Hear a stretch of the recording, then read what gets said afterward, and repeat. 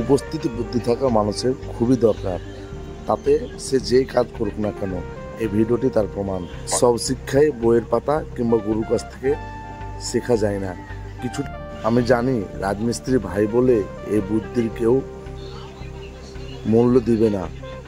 আর একটা কথা বলি তোমাদেরকে, মিস্ত্রিটা রুশো কিংবা কোনো যন্ত্র ছাড়াই ইট দিয়ে কেন জমাচ্ছে, যদি কমেন্ট করে বলতে পারেন তাহলে বুঝবো তুমি একটা পাকা মিস্ত্রি এবং ভবিষ্যতে ঠিকাদারির চান্স পাবে।